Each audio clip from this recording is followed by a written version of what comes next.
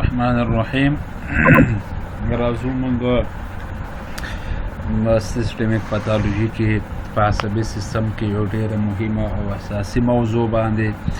چې هغه د اپیلیپسي په نامه سره یا د مرګي یا مرګیانو په نامه سره یادېږي، په دې باندې خبرې کوو.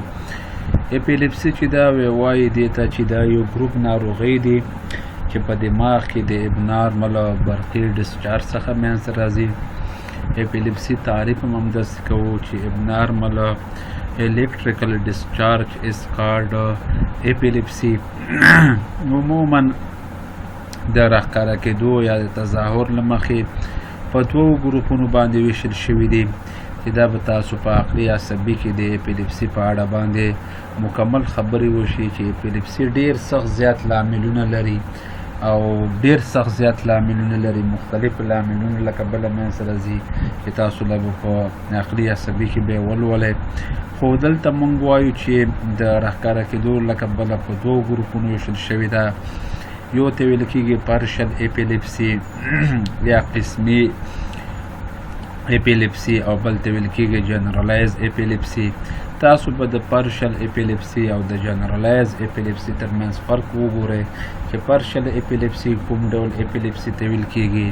او جنرالایز اپیلیپسي کوم ډول اپیلیپسي ته ویل کېږي. پارشل اپیلیپسي چې ده دا بیا په دوو ډولونو باندې ویشل شوې ده. یو ته ویل کېږي سیمپل پارشل اپیلیپسي ده او بل په دې کې کمپلیکس او پارشل اپیلیپسي ده. دغه قسمي اپیلیپسي یا دغه پارشل اپیلیپسي چې ده، پارشل اپیلیپسي یا قسمي اپیلیپسي چې ده دا په دوو برخو باندې ویشل شوې ده. یو ته سیمپل پارشل اپیلیپسي او بل ته ویل کېږي کمپلیکس او پارشل اپیلیپسي په نامه سره یادېږي. راځو موږ سیمپل پارشل اپیلیپسي چې شي ته ویل کېږي. سیمپل پارشل اپیلیپسي دې ته ویل کېږي یا دې پښتو کې نوم ساده قسمي مرګي یا ساده قسمي مرګیان چې شي ته ویل کېږي. په دې کې موږ وایو چې الکتریکل ډسچارج یا برقي ډسچارج دی دا د دماغ یا د برین د کومې برخې څخه د کارټکس څخه منشاخ دی او بېله دې چې په دغه کې شعور پکې مختل شي یا شعور پکې نه ضایع کېږي د همغې ساحې د تنبیه سبب ګرځي. لکه مخکې ویلې چې پارشل اپیلیپسي د هغې اپیلیپسي څخه عبارت دی چې په دغه ډول اپیلیپسي کې یو ابنارمل برقي ډسچارج دی دا د کارټکس څخه د دماغ یا د برین د کارټکس څخه منشاخ دی،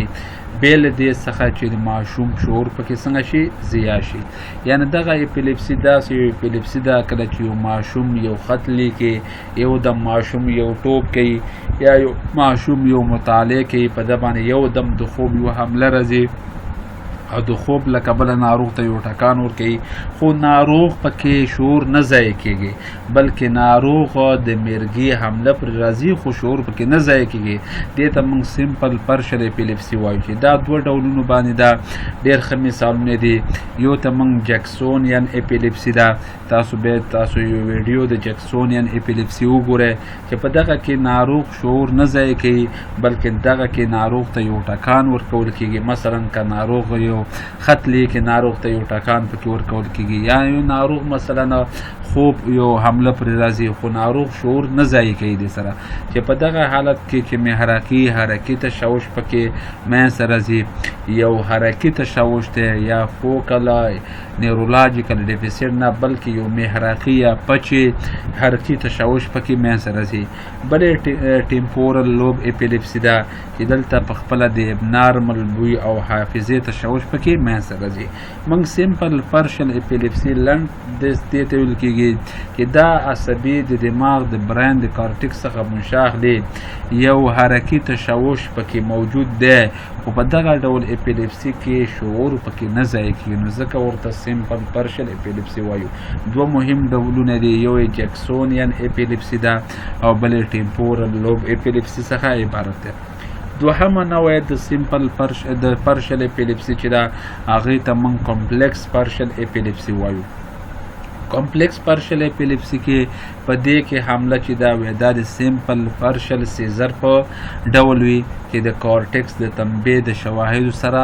منځته راځي خو په چټکۍ سره په دغه کې شعور تشوش پکې څنګه کېږي موجود وي. مثلا کمپلیکس پارشل اپیلیپسي دې ته ویل کېږي چې دا د زیاتره حملې چې دی دا د سیمپل پارشل سیزر په ډول وي، یعنی حملې د سیمپل پارشل اپیلیپسي په ډول وي. مطلب دا ده چې ناروغ ته کې یو لړزه موجوده وي، ناروغ کې یو ټکان موجود وي، خو دغه لړزه یا ټکان چې دی دغه کې دغه ابنارمل برقي ډسچارج دی یا الکتریکل ډسچارج دی دا د دماغ د برین د کارټکس څخه منشا اخلي، خو په دغه کې شعور څنګه کېږي ضایع کېږي، شعور پکې څنګه کېږي ضایع کېږي. اوس که تاسو نه څوک پوښتنه کوي چې سیمپل پارشل او کمپلیکس ترمنځ فرق څه شو، تاسو به د سیمپل پارشل کې کم شعور نه ضایع کېږي او په کمپلیکس کې شعور ضایع کېږي. که بیا تاسو نه بیا پوښتنه کوي چې د کمپلیکس پارشل اپیلیپسي او د جنرالایز اپیلیپسي ترمنځ فرق څه دی، هغه به انشاءالله وروسته وشي. خو په چټکۍ سره شعور په تشوش باندې تعقیب کېږي ځکه چې دلته ابنارمل برقي ډسچارج دی دا چی کوي د کارټکس څخه شروع کوي او انتشار کوي کومې برخې ته ریټیکولر فارمیشن ته هم ورځي او هلته چې کله ورسېدو دې ته رسېدو له کبله هلته شعور پکې څنګه کېږي ضایع کېږي. یعنې دلته منشا د کارټکس څخه واخیستل شوه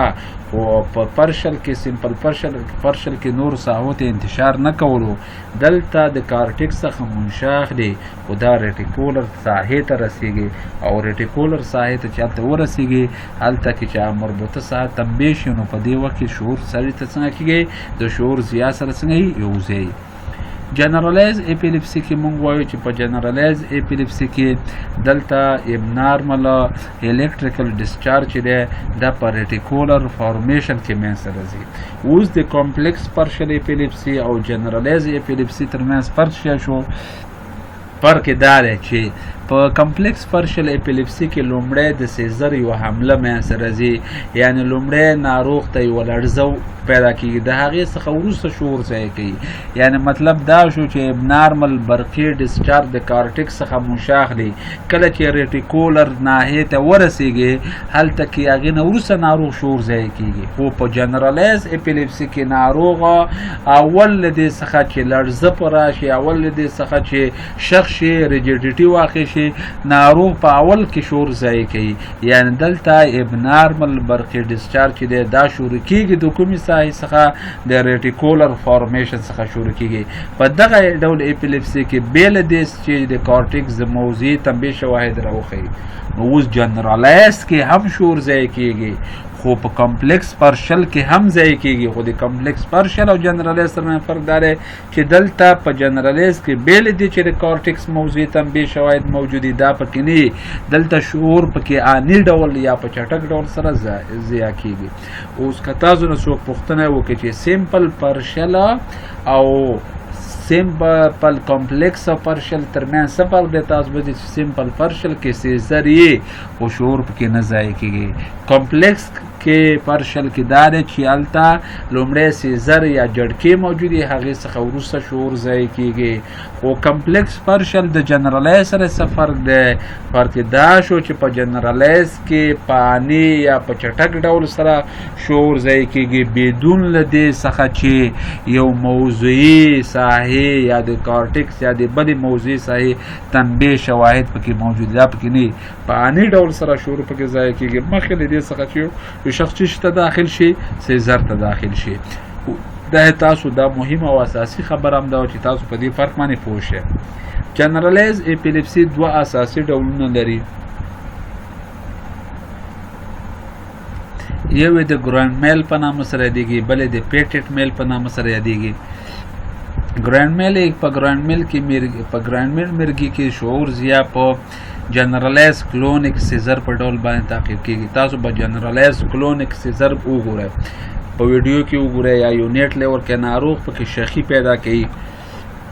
بل پکې پیټټ میل دی، پیټټ میل کې د شعور په موقتي له منځه تللو سره متصب دی بې له دې چې ناروغ ته یو کلونیک موټر اکټیویټي منځته راشي. دلته کې ناروغ په چټکۍ ډول سره خپل شعور ضیا کوي، خپل شعور د لاسه ورکوي بدون له دې څخه چې ناروغ ته کومه ریجیډیټي بدون له دې څخه چې ناروغ ته کومه شخي پیدا شي بدون د شخي د لاس ورکولو بدون د شخي د میا سره تللو څخه ناروغ پکې شعور د لاس ورکوي هغه بله په ساحه کې هلته یو کلونیک اکټیویټي پکې میا سره ځي ناروغ پکې یو شخي پیدا کوي ټول وجود کې شخواله پیدا کیږي او ټول وجود مثلا یو لړزه پیدا کوي او شعور هم پکې زیایي چې هغې ته موږ د ګرینډ میل په نامه سره ده او د پیټیټ میل په نامه سره ده په کمپلیکس پرشل ایپیلیپسي کې د کورټیکس ډسچارج په چټکۍ سره ریټیکولر فورمیشن او نورو ځایونو ته خپریږي او په داسې حملو باندې یو شخص سخته کیږي چې ګرینډ میل ته ډېرې ورته دي یعنی په کمپلیکس پرشل کې ناروغ جړکې لري سیزر لري او بالاخره ناروغ شعور هم پکې ضایع کیږي خو دغه حملې زیاتره ګرینډ میل ته څنګه یي ډېرې ورته وي په دې پیښو کې د کارټیکس ابتدایي تنبیه کېدل د میرګي د حملې د یورا استازیتوب کوي تاسو بیا په عقلي عصبي کې د میرګي د حملو هغه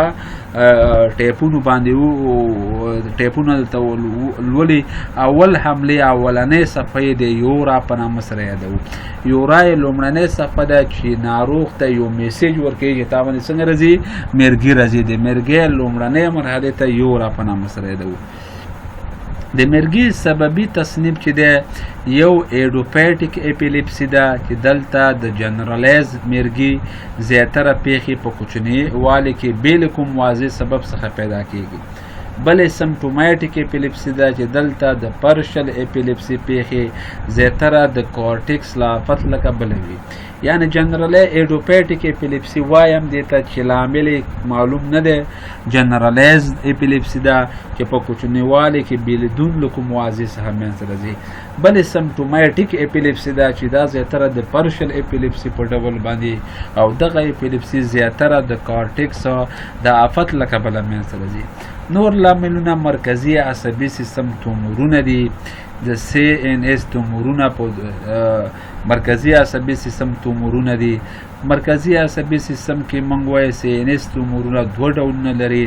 یو پریمري تومورونه دي بلې میټاسټاټیک تومورونه دي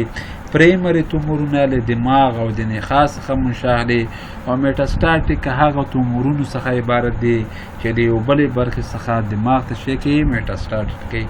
دغه ساحه کې موږ وایو چې میرګي باندې په مکمل ایپیلیپسي باندې موږ مکمل خبرې وکړې ایپیلیپسي تعریف څه ډول دی د ایپیلیپسي د تعریف څخه وروسته د هغې په ټیپونو باندې موږ پوه شو ټیپونو کې موږ دا ویل چې پرشل ایپیلیپسي د کمپلیکس سره څه فرق لري بیا کمپلیکس ایپیلیپسي د جنرالایز سره څه فرق لري سببي تصنیف له کبله ایډوپیټیک ایپیلیپسي او سمپټوماټیک ایپیلیپسي باندې خبرې وکړې چې ایپیلیپسي یا میرګیان ان نوعن خبره ده خو ډېر سخت زیات لاملونه په ایپیلیپسي کې شامل دي تشخیص کولی درملنه کولی ستونزې را پیدا کوي یو دماغي آفت دی خو بیا هم درملنه شته دی او درملنه کیږي دلته د مرکزي عصبي سیستم تومورونه دي مرکزي عصبي سیستم یا CNS تومورونه یې اخیرنی ټاپک دی دومره پکې وایو چې مرکزي عصبي سیستم تومورونه دوه ډولونو باندې ویشل شوي یو پریمري تومورونه دي بلې میټاسټاټیک تومورونه دي پریمري تومورونه هغه دي چې خپله د دماغ څخه منشأ اخلي او میټاسټاټیک تومورونه هغه تومورونو څخه عبارت دي چې د یو بلې برخې څخه دماغ ته میټاسټازس کړی او هلته یو توموري خاصیت واقع شوی وي یا یو توموري خواص یې منځته راوړي دې ته میټاسټازس وي مختلفو ساحو څخه برین یا دماغ ته تومورونه میټاسټازس کوي چې دغه تومورونو ته موږ سیکنډري یا میټاسټاټیک تومورونو په نامه سره یادوو دا اوس زموږ د عصبي سیستم اخرنی درس انشاءالله په نورو لیکچرونو کې موږ په انډوکراین سیستم باندې خبرې کوو تر بل لیکچره پورې موږ تاسو په لویه بخښم خدای سپارو د خدای په امان